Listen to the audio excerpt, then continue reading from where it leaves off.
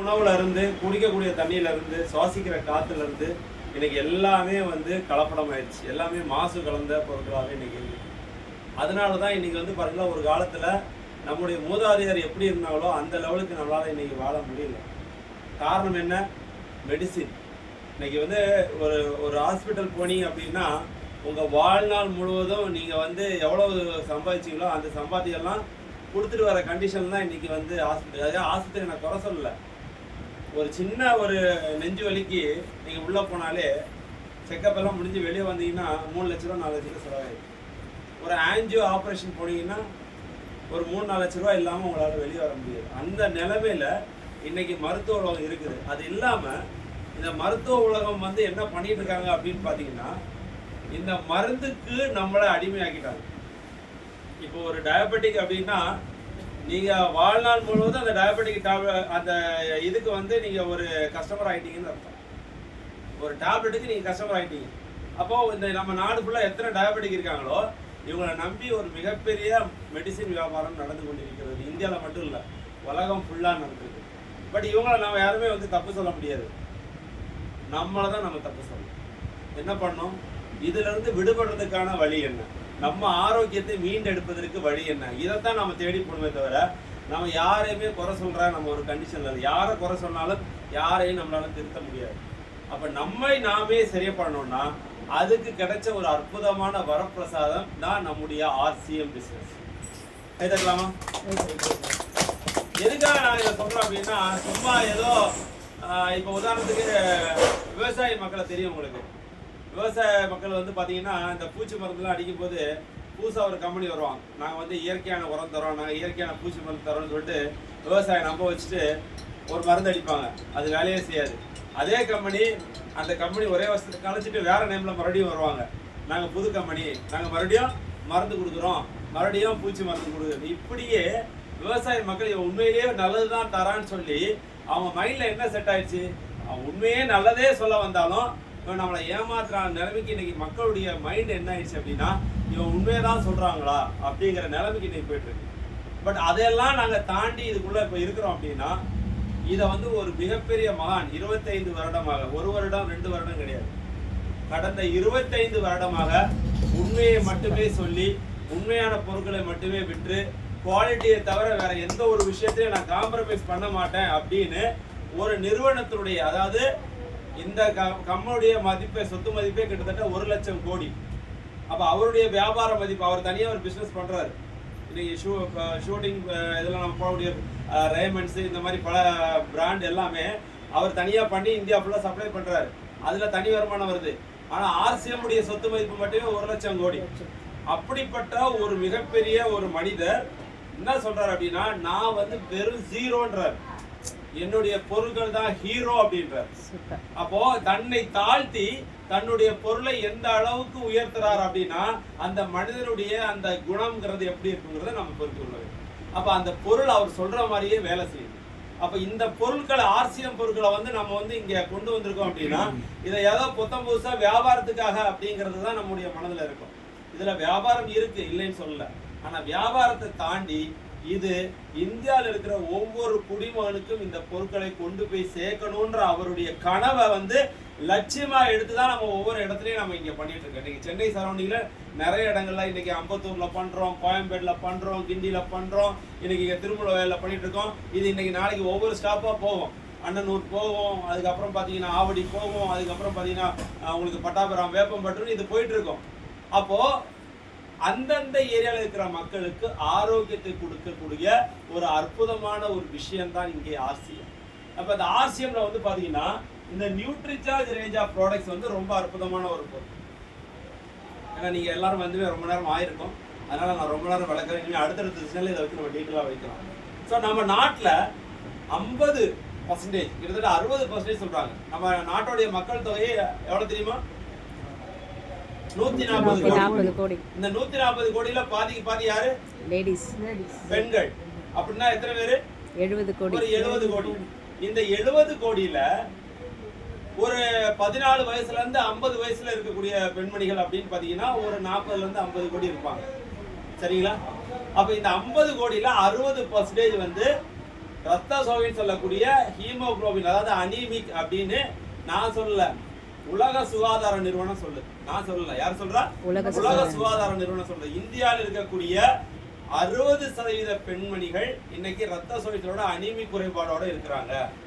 அதனாலதான் நிறைய கர்ப்பிணி பெண்களுக்கு வந்து மகப்பேறு அப்படிங்கிற பிரச்சனை, அதாவது குழந்தை தங்க மாட்டேங்குது, இல்லைன்னா மகப்பேறு அப்படிங்கிற பிரச்சனையே இன்னைக்கு குழந்தை பிறக்காமலே போறதுக்கான ரீசன் என்னன்னா அவங்களுடைய உடம்புல அனீமிக்னு சொல்லக்கூடிய இந்த ரத்த சோகை அதிகமாக இருக்கிறது. அதற்கு காரணம் என்ன? சரியான ஊட்டச்சத்து உணவுல இல்லாதனால தான். அந்த காலத்துல வந்து ஒரு பொண்ணு வயசுக்கு வந்தான்னா கிட்டத்தட்ட அவங்க வீட்டுல அவங்க பாட்டியம்மா அந்த கூட்டு குடும்பமா இருக்கும்போது ஒவ்வொரு நாளும் ஒவ்வொரு சத்தான உணவுல கொடுப்பாங்க. இன்னைக்கு அப்படி பண்றாங்களா? அன்னைக்கு 7 நாள் வந்து பெண்களை வீட்டுல தனியா உட்கார வச்சாங்க. அதை வந்து ஆன்மீக பூர்வமா பாத்தீங்கன்னா அது வரக்கூடாது, அது தீட்டு அப்படின்லாம் சொன்னாங்க.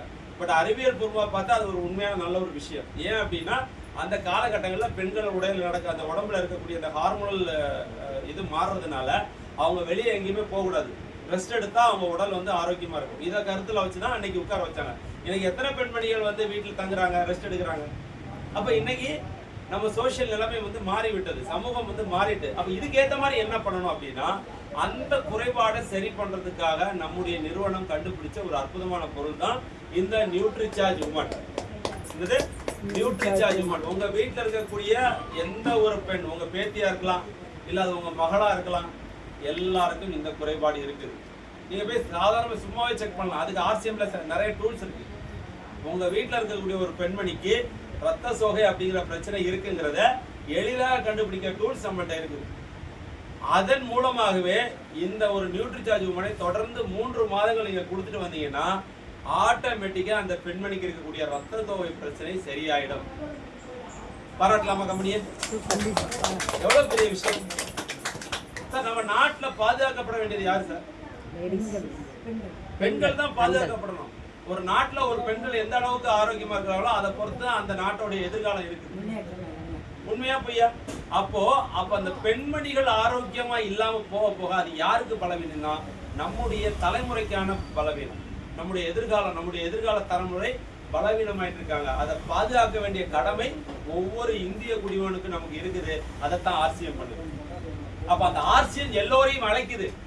நம்ம நாட்டுல இப்படிப்பட்ட பிரச்சனைகள் இருக்குது, எல்லாம் ஒன்னா சேர்ந்து வாங்க, இந்த ஆரோக்கிய பிரச்சனைகளை கொண்டு போய் மக்களை காப்பாத்துங்க. வீட்டுல வாங்கக்கூடிய ஒரு எண்ணெயில இருந்து, ஒரு மசாலா பவுடர்ல இருந்து, ஒரு சோப்புல இருந்து, ஒரு டாய்லெட்ல இருந்து இன்னைக்கு மார்க்கெட்ல கெமிக்கலும் கலப்படம் பண்ணி வருது. இதையெல்லாம் மாத்தக்கூடிய ஒரு சக்தியாக இன்னைக்கு ஆர்சிஎம் வந்து உங்களை தேடி வந்துகிட்டு இருக்கு. இதை எடுத்துட்டு போய் உங்க அக்கம் பக்கம் இருக்கிற வீட்டுல நீங்க மாத்தினாலே போதும். சார் சொன்னாரு பாத்தீங்களா, நான் வந்து இதுக்காக வரல, ஒரு புண்ணியத்துக்காக இங்க வந்திருக்கேன். நான் ஒரு கம்பெனில ஒர்க் பண்ணும்போது 50 பேர் தான் இருந்தாங்க. இன்னைக்கு 1000 பேரை பார்க்கக்கூடிய ஒரு மிகப்பெரிய புண்ணியம் எனக்கு கிடைச்சிருக்கு. அவர் அந்த புண்ணியத்தை மட்டும் சேர்க்கல, ஆர்சிஎம்னு ஒரு அற்புதமான பொருளை எல்லாரும் வீட்டுக்கு கொண்டு போய் சேர்த்து எல்லாருக்கும் ஆரோக்கியங்கிற ஒரு புண்ணியத்தை அவர் ஆட்டோமேட்டிக்கா வாங்கியிருக்காரு. இதை விட வேற என்ன ஒரு செயல் நமக்கு வேணும்? ஸோ ஆர்சிஎம்ங்கிறது ஒரு வருமான வாய்ப்பு மட்டும் இல்லை, உங்களுடைய ஆரோக்கியத்தை பாதுகாக்கக்கூடிய ஒரு அற்புதமான விஷயம். அது நம்ம கமெண்ட்ல ஒரு பொருளை தான் நான் சொல்லியிருக்கேன். இது இல்லாம மூட்டு வலி இருக்கிறவங்க, கேன்சர் ப்ராப்ளம் இருக்கிறவங்க, கேன்சர் நோய் வராம இருக்கணும்னு எதிர்பார்க்கிறவங்க, எனக்கு டயபெட்டிக் இருக்கு, எனக்கு டயபெட்டிக்ல இருந்து புத்தி வேணும்னு எதிர்பார்க்கிறவங்க, டயபெட்டிக்கே வராம வாழணும்னு எதிர்பார்க்கறது, இந்த மாதிரி எந்த வியாதியாக இருந்தாலும் அந்த வியாதியில இருந்து ஒண்ணு நீங்க அதுல அலோபதி டேப்லெட்ல இருந்து உங்க அந்த அளவை குறைச்சி ஆரோக்கியமா வாழ்றதுக்கும், இல்ல வியாதியே இல்லாம நான் நீண்ட நாட்களுக்கு என்னுடைய கடைசி இந்த ஒரு பாயிண்ட் சொல்லி நான் முடிச்சிடுறேன். அன்னைக்கு எல்லாருமே வந்து பாத்தீங்கன்னா கூட்டு குடும்பமா வாழ்ந்தோம். ஏதாவது ஒரு பிரச்சனை, உங்களுக்கு வயசாயிடுச்சு, அப்பா அம்மாவுக்கு வயசாயிடுச்சு அப்படின்னா ஒண்ணு சித்தப்பா அப்படி பசங்க ஏதாவது ஒரு வகையில வந்து பார்த்துட்டு இருப்பாங்க. ஆனா இன்னைக்கு எல்லோருடைய குடும்பமும் வந்து தனி குடுத்தனமா நியூக்ளியர் ஃபேமிலியா மாறிட்டதுனால பையன் ஒண்ணு வெளியூருக்கு போயிடுறான், இல்ல பொண்ணு வெளியூருக்கு போயிடுறா, இல்ல பையன் வெளிநாடு போயிடுறான். அப்பா அம்மா இங்க என்ன எப்படி இருக்கிறாங்க? தனியா இருக்கிறாங்க. அப்பா அம்மாக்கள் ஒண்ணு தனியா இருக்கிறாங்க, இல்லைன்னா முதியோர்ல போயிடுறாங்க. அப்ப இந்த கடைசி காலத்துல நம்மளை பார்ப்பாங்கன்னு நம்ம எதிர்பார்த்த நிலைமை இன்னைக்கு போய் நம்முடைய குழந்தைகள் எல்லாம் வேற வேற இடத்துல அவங்களுடைய வேலை நிமித்தமா போனதுனால இன்னைக்கு அப்பா அம்மாவை பார்க்க முடியாத ஒரு நிலையில இருக்கிறாங்க. இந்த நேரத்துல உங்களுக்கு உடல் ஆரோக்கியம் இல்லை அப்படின்னா உங்களுக்கு சப்போர்ட் பண்றதுக்கு யார் இருக்கா? அப்போ உங்களை பாதுகாக்க வேண்டிய ஒரு அற்புதமான விஷயத்தையும் நம்ம ஆர்சிஎம் பண்ணிட்டு இருக்கோம். அப்போ நீங்க உங்களுடைய கடைசி காலங்கள்ல நீங்க ஆரோக்கியமா இருக்கிறது அது உங்களுக்கு நல்லது. ஏன்னா யாரையும் இன்னைக்கு நம்ம சார்ந்து வாழ முடியல. அப்போ இருக்கிற வரைக்கும் யாருடைய உதவி இல்லாம உங்களுடைய, ஏன்னா முன்னாடிலாம் வந்து பாத்தீங்கன்னா இறப்பு இயற்கையா இருந்தது. முன்னாடிலாம் இறப்பு எப்படி இருந்தது? இயற்கையா இருந்தது. பெட்ல படுத்திருப்பாரு, காலைல பார்த்தா இதாயிட்டாரு அப்படின்னு சொல்லுவாங்க. அதெல்லாம் எப்படி சொல்லுவாங்கன்னா இயற்கை மரணம்பாங்க. இயற்கை எழுதினார். ஆமா, இயற்கை எழுதினார். இன்னைக்கு இயற்கை எழுதினாலும் நோட்டீஸ் போர்டுல போட்டா கூட அது இயற்கையே கிடையாது. செயற்கையா தான் இன்னைக்கு எழுதிட்டு இருக்காங்க. ஏதோ ஒரு வியாதியில ஒண்ணு ஆக்சிடென்ட், இல்லைன்னா திடீர்னு ஹார்ட் அட்டாக், மாரடைப்பு, அது கேன்சர், இதுன்னு தான் இன்னைக்கு வந்து நம்ம உயிர் நிலைமை போயிட்டு இருக்கு அப்படிங்கிறது. அப்போ இந்த நிலைமை இல்லாம நல்ல இயற்கையான ஆரோக்கியமா நம்ம போனோம் அப்படின்னா அதற்கு இன்னைக்கு இருக்கிற ஒரு மிகப்பெரிய ஆப்ஷன் நம்முடைய RCM பொருட்கள், நம்முடைய நியூட்ரிசார்ஜ் பொருட்கள். இதை தொடர்ந்து நாம எடுத்துக்கிட்டோம்னா நாம நம்முடைய நீண்ட நாள் ஆயுள கொஞ்சம் ஓரளவுக்கு சேஃப்டியா வச்சுட்டு நம்முடைய வாழ்க்கையை பார்த்துக்கலாம். ஸோ பொறுமையாக கேட்ட அனைவருக்கும் குட் ஆர்சியம், ஜெய் ஆர்சியம். தேங்க்யூ.